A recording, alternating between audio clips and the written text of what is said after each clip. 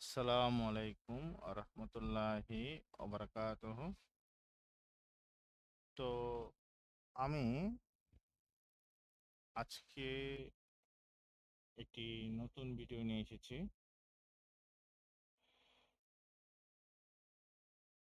Thought by Tarique চ্যানেলের পক্ষ থেকে।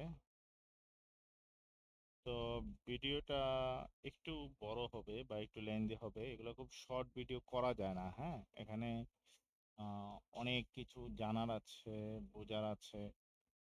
তো আমার এই ভিডিওগুলা আসলে করার উদ্দেশ্য হচ্ছে যে যারা মাইক্রোবায়োলজিস্ট বা মাইক্রোবায়োলজি প্রফেশনে আছে, তাদের হয়তো যারা ইনজেকশনে কাজ করে তাদের হয়তো এই নলেজটা কিছুটা হলেও কাজে লাগবে আশা করি। এছাড়া যারা নন টেকনিক্যাল পার্সন আছে, তারাও বুঝতে পারবে যে একজন মাইক্রোবায়োলজিস্ট যে যে ইনজেকশন, যে প্রোডাক্ট অথবা পেনিসিলিন বা অ্যান্টিবায়োটিক যে প্রোডাক্টগুলো থাকে, সেইগুলো আসলে কতটা সেনসিটিভ, মানে সেগুলোর কোয়ালিটিকে ধরে রাখতে মাইক্রোবায়োলজিস্টদের যে প্রসেসের যেই টেস্টগুলো থাকে তার মধ্যে একটি অন্যতম টেস্ট হচ্ছে স্টেরিলিটি টেস্ট প্রসিডিউর। ঠিক আছে? তো আমরা এই প্রেজেন্টেশন স্লাইডে ইনফরমেশন অনেক কম দিয়েছি। তো আমি অনেক কথা বলবো এই প্রেজেন্টেশন স্লাইডের থেকে, মানে যেগুলা এখানে নাই, কিন্তু আমার কথার মধ্যে অনেক কথা আসবে। তো আপনারা যারা ভিডিওটা দেখতেছেন, আপনারা একটু মনোযোগ সহকারে কথাগুলো শুনবেন, তাহলে রিলেট করতে পারবেন। আহ, ঠিক আছে? কারণ আমি প্রেজেন্টেশন স্লাইডে কথা দুই একটা কথা লিখেছি, একদম মেন পয়েন্টটা লিখেছি, কিন্তু এটাকে একটু ব্যাখ্যা করা প্রয়োজন। তাই আমি আহ, সে কাজটা করেছি। তো আমি স্লোভাবেই ব্যাখ্যা করব যাতে আপনারা সহজে বিষয়গুলো বুঝতে পারবেন, জানতে পারবেন যে একজন মাইক্রোবায়োলজিস্ট ফার্মাসিউটিক্যাল ইন্ডাস্ট্রিতে মানে কত বড় অবদান, বা উইদাউট মাইক্রোবায়োলজিস্ট একটা ফার্মাসিউটিক্যাল ইন্ডাস্ট্রিতে কোনো ভ্যালুই নাই। ঠিক আছে? এবং তারা কি লেভেলের কাজ করে, সেই বিষয়টাই আপনারা সহজভাবে বুঝতে পারবেন এবং জানতে পারবেন। তো ভিডিওটা আমার একটু লেন্দি হবে, এটাই স্বাভাবিক। আহ, খুব তাড়াতাড়ি ভিডিও করব বা ভিউ পাওয়ার আশায় তাহলে এটা এটা জানানো হলো না। হ্যাঁ, জিনিসটা একদম ডিপলি এবং ভিতর থেকে যদি বলি তাহলে এটা জানানোটা সহজ হবে। এবং আহ, যারা স্টুডেন্ট আছে বা মাইক্রোবায়োলজিতে third year fourth year student আছে, বা যারা ফ্রেশার আছে এখন জব খুঁজতেছে, অথবা যেসব বড় ভাইরা অথবা জুনিয়র পর্যায়েও যারা স্টেরাইল ফেসিলিটিতে জব করতেছেন, তাদের কিছু হলেও এটা কাজে লাগবে। তো আমি আমার স্লাইডে পরবর্তী ধাপে চলে যাচ্ছি।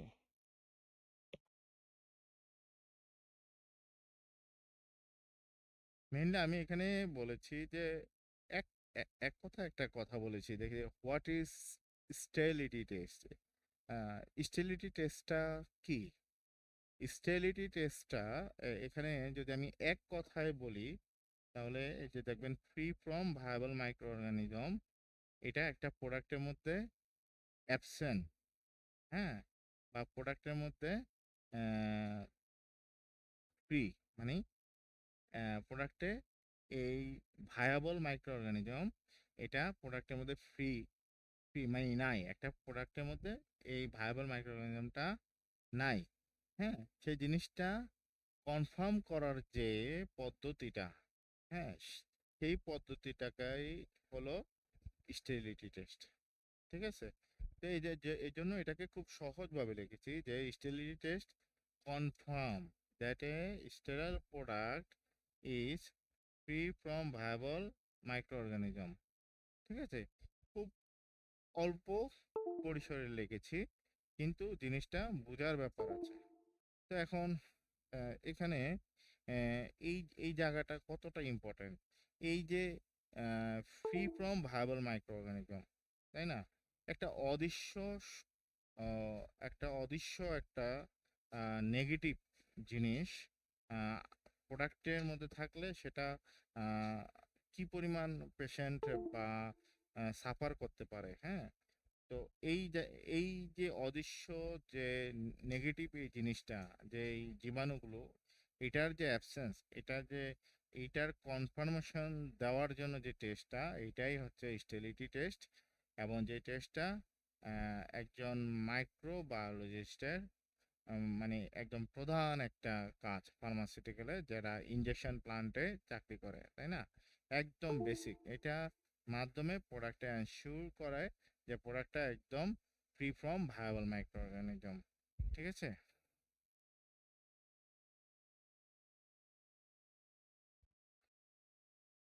এখন আমরা দেখব যে কি ধরনের প্রোডাক্টগুলো স্টেরিলিটি টেস্টের আওতাভুক্ত থাকে। যেমন থাকে injection, IV fluid, ophthalmic, sterile powder, medical device, তাই না? তো এখানে যেগুলো ইনজেকশন বা ফ্লুইড, এই জাতীয় জিনিসগুলো আমরা ফিল্ট্রেশন করতে পারি। কিন্তু পাউডার জাতীয় কোনো কিছু থাকলো বা মেডিকেল ডিভাইস থাকলো, সেগুলো আমরা অল্টারনেটিভ ডিরেক্ট ইনোকুলেশনের মাধ্যমে আমরা টেস্ট করতে পারি। তো এখানে আমরা একটা ইন জেনারেল লিস্ট করেছি। এই জিনিসগুলো আমাদের স্টেরিলিটি টেস্টে আওতাভুক্ত থাকে।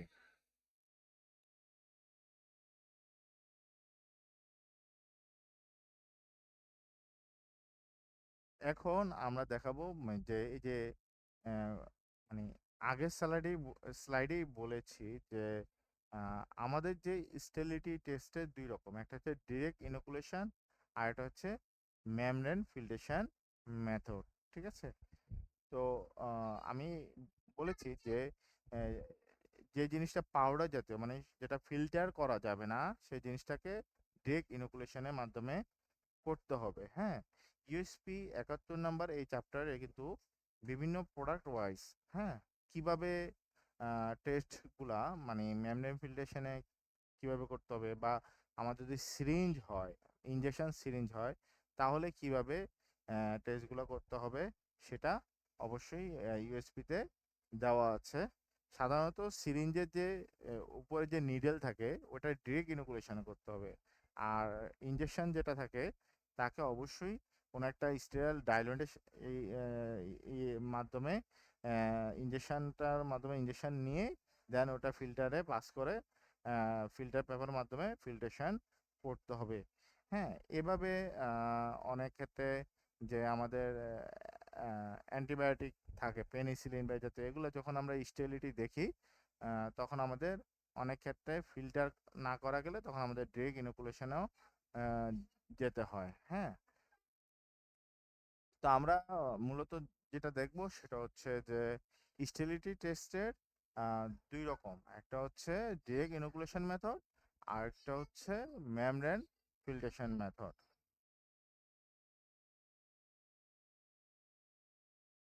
তো আমরা এখানে বলেছি যে মেমব্রেন ফিল্ট্রেশন মেথড, হ্যাঁ, এটা নিয়ে একটু কথা বলি। তো এখানে আমরা 0.45 mm যে ফিল্টার, সেটা আমরা ব্যবহার করব, হ্যাঁ।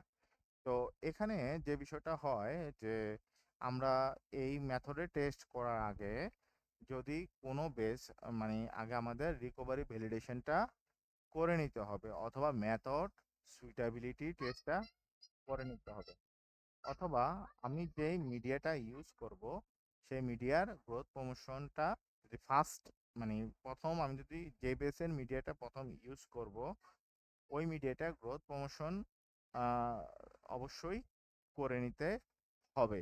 যদি সেটা রিকভারি ভ্যালিডেশন এটা পাস করে, অথবা দেখা গেছে যে গ্রোথ প্রমোশন ঠিক থাকে, হ্যাঁ, তাহলেই কেবল আমরা পরবর্তীতে আমরা রেগুলার ওই স্যাম্পলের আমরা ম্যানিপুলেশন করতে পারবো।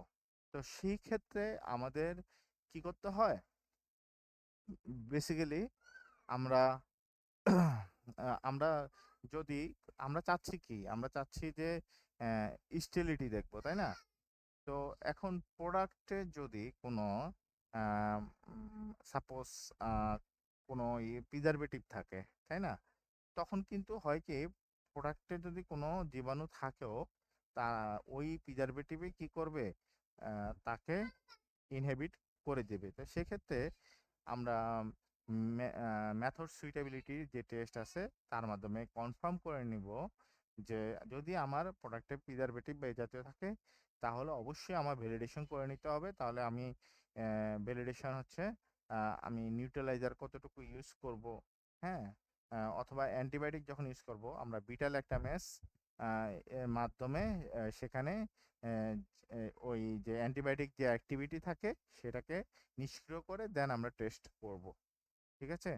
তো এক্ষেত্রে আমরা অনেক ক্ষেত্রে আমরা বিটা ল্যাকটামেস দিয়ে আমরা অন্যভাবেও টেস্ট করতে পারি। সেক্ষেত্রে আমরা হয় কি, একটার মধ্যে বিটা ল্যাকটামেস নিলাম, তারপরে স্যাম্পল নিলাম, এবং আমরা 10 to 100 সিএফইউ আমাদের যে এটিসিসি কালচার আছে সেগুলো নিলাম, নেওয়ার পরে জাস্ট আমরা আরেকটাতে শুধু কালচার নিলাম। এখন আমরা গ্রোথটা দেখবো। গ্রোথটা দেখার পরে দেখলাম যে বিটালেকটামেজ দেওয়ার পরে আমার কালচারে গ্রোটা যেটুকু হয়েছে, নর্মালি আমার কালচারে গ্রোটা অনেক বেশি।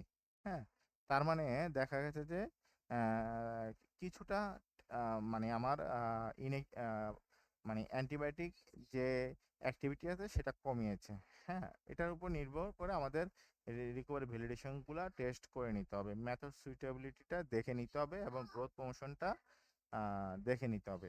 অবশ্যই আমি যে কালচারটা ইউজ করব সেটা অবশ্যই 5 প্যাসেজের বেশি, যাতে যে কালচারটা ট্রান্সফার না হয়, অর্থাৎ মাদার সিড থেকে 5 বারের বেশি যাতে সেটা আহ, ইয়ে না হয়। হ্যাঁ, এই জিনিসটা একটু খেয়াল করে নিব।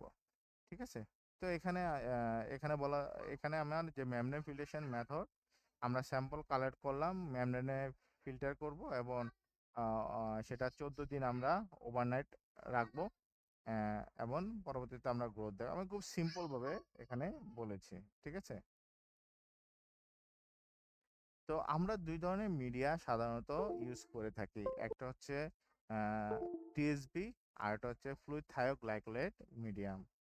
তো টিএসপি যে মিডিয়ামটা আমরা ইউজ করি, এটা ফাঞ্জাই আর নর্মাল ব্যাকটেরিয়া দেখার ক্ষেত্রে, এবং এখানে টেম্পারেচারটা আমার অবশ্যই থাকবে 22.5, হ্যাঁ, +- 2.5। ঠিক আছে? আর এটা 14 দিন এটার মধ্যে থাকবে। আর এফটিএম যেটা হচ্ছে আমরা অ্যারোবিক ব্যাকটেরিয়া না, অ্যানারোবিক যে ব্যাকটেরিয়াগুলো থাকে সেগুলা আমরা এফটিএম এর মাধ্যমে দেখি। ঠিক আছে?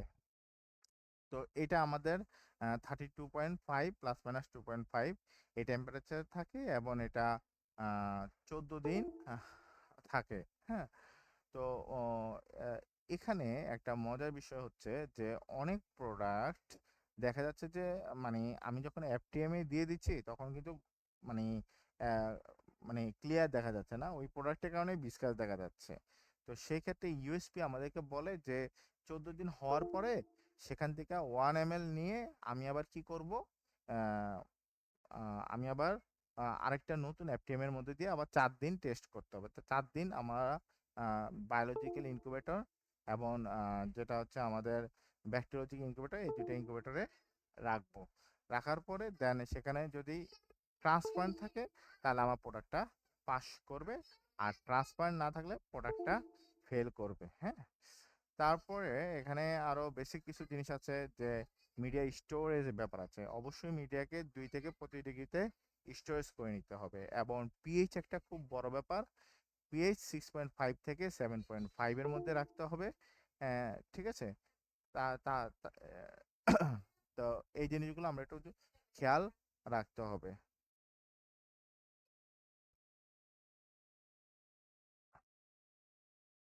তো ডিরেক্ট ইনোকুলেশন, এখানে আমরা মেমব্রেন প্রিপারেশনের প্রয়োজনে সরাসরি স্যাম্পল আমরা ডিরেক্ট মিডিয়াতে দিয়ে দিব, এবং সেম ভাবে আমরা টার্বিডিটি চেক করব, 14 দিন অবজারভেশনে থাকবে। আহ, ঠিক আছে? তো আমরা এখানে দেখেছি যে রেজাল্টটা আমরা বলেছি যে যদি ক্লিয়ার থাকে মিডিয়া তাহলে পাস, আর যদি টার্বিড থাকে বা একটু ঘোলাটে থাকে তাহলে ফেল। এখন শুরুতে কিন্তু এটাকে ফেল বলা যাবে না, কারণ একজন অ্যানালিস্টে এরও থাকতে পারে, অথবা আমার যে স্টেবিলিটি টেস্ট আইএসও ক্লাস 5-এ করার কথা সেটা আমার অ্যাসেপ্টিক কন্ডিশন মেনটেন নাও থাকতে পারে।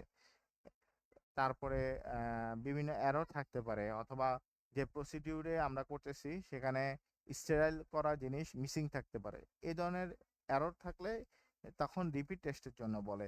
তখন রিপিট আবার খুব প্রিকশন নিয়ে যখন টেস্ট করার পরে প্রোডাক্টটা পাস করে তাহলে পাস, আর যদি ফেল করে তাহলে ফেল।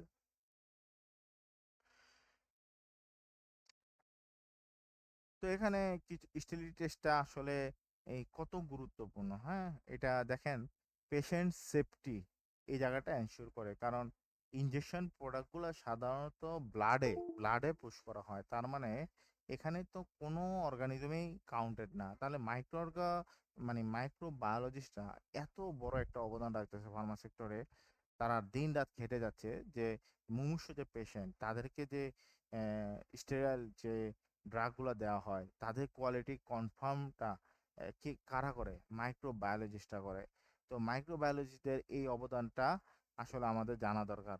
আমাদের মানে একটা ওষুধের সাথে তাদের মানে যে ত্যাগ বা তাদের যে কষ্ট বা তাদের যে চিন্তা ভাবনা সেটা অনেক সুদূর প্রসারী। তো আমার ভিডিওগুলো করার উদ্দেশ্য হচ্ছে যে এই জিনিসগুলো একটু জানানো। যারা টেকনিক্যাল পারসন তারা তো বুঝবে, কিন্তু নন টেকনিক্যাল যারা আছে তারা হয়তো বিষয়টা অনুধাবন করবে যে একজন মাইক্রোবায়োলজিস্ট কত, মানে তারা কত পরিশ্রম করে, হ্যাঁ, সেটা তাদের জানার দরকার আছে। তারা ল্যাবের মধ্যে ঘাউনিং করে সারা দিন রাত কষ্ট করে, মানে এক একটা টেস্ট করে, অ্যান্ডোটক্সিন করে, স্টেরিলিটি করে, হ্যাঁ, করে একটা প্রোডাক্টের কনফার্মেশন হলেই কিন্তু সেটা মার্কেটে আসে। তো একটা প্রোডাক্ট আমরা তো মার্কেট থেকে কিনে নেই, কিন্তু তার পিছনের দিকে যে কত কষ্ট, কত তারা রাত দিন ওভারনাইট করে, এমনও আছে যে তারা ছুটিও কাটাতে পারে না, হ্যাঁ, মানে মাইক্রোবায়োলজি একটা খুব সেন্সিটিভ ডিপার্টমেন্ট, হ্যাঁ। উইদাউট মাইক্রোবায়োলজিস্ট যদি কোনো ফার্মাসিউটিক্যাল থেকে থাকে সেই ফার্মাসিউটিক্যালে ওষুধ না খাওয়াই ভালো এবং সেটা ব্যান করা উচিত, ঠিক আছে? তো মাইক্রোবায়োলজিস্ট একটা খুব গুরুত্বপূর্ণ জায়গা, বা এই সেক্টরের লোকজনকে মানুষ ওইভাবে চিনেও না, জানেও না, কিন্তু আমি যে ভিডিওগুলো করি আমি একটু চেষ্টা করি যে আসলে তাদের কাজটা কত কষ্টের, কতটা পরিশ্রম, হ্যাঁ। এটা খুব সেন্সিটিভ ইস্যু তাদের কাজগুলো, হ্যাঁ। তো এই জন্য হচ্ছে যে প্রোডাক্টের পেশেন্টের সেফটিটা এনশিওর করে, হ্যাঁ। এবং যে রেগুলেটরি রিকোয়ারমেন্টগুলো থাকে সেগুলাও বলা আছে, মানে কিভাবে বিভিন্ন ওয়েলি প্রোডাক্ট হলে কিভাবে টেস্ট করতে হবে, তা ইনজেকশন হলে ইনজেকশন যে ডিভাইস হলে কিভাবে টেস্ট করতে হবে, তারপরে পাউডার ফর্ম হলে কিভাবে করতে হবে, প্রোডাক্ট স্যাম্পল কতটুকু নিতে হবে, সাধারণত মিডিয়ার যত এমএল নিবে তার 10% স্যাম্পল নিতে হবে, হ্যাঁ, এটা হচ্ছে স্ট্যান্ডার্ড ইউএসপি বলে। তো এইভাবে প্রত্যেকটা জিনিস ইউএসপি 71-এ আরো ডিপলি দেওয়া আছে, আপনারা চাইলে সেটা আরো স্টাডি করে ও আপনারা বুঝতে পারবেন।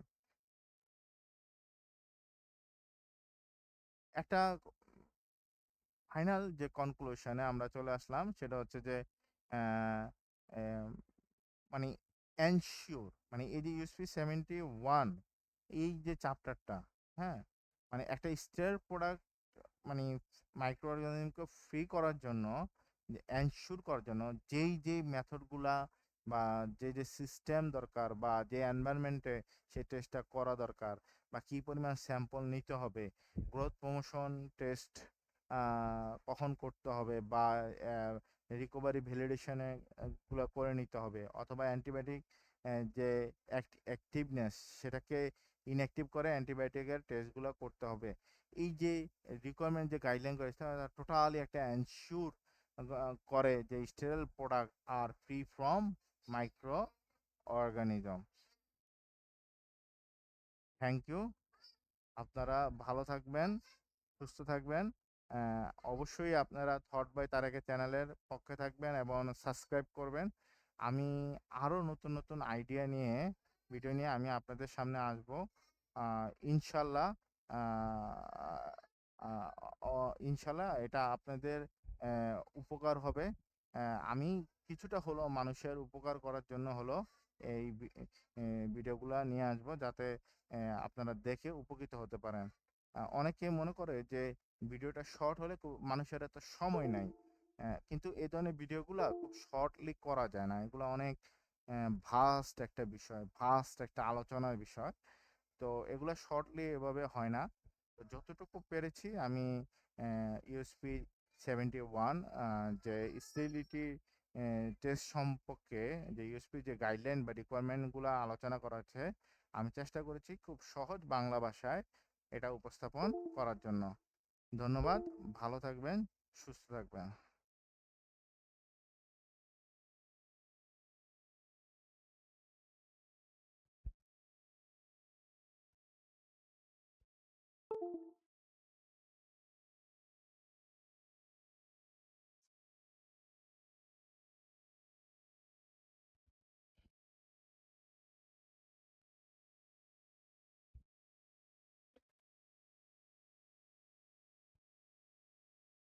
তাই নাকি?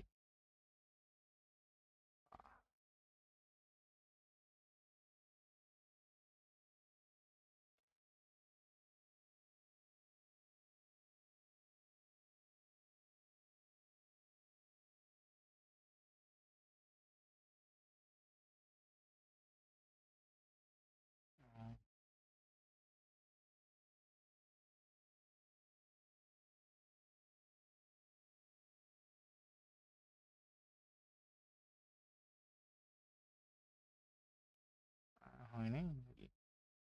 কি রে?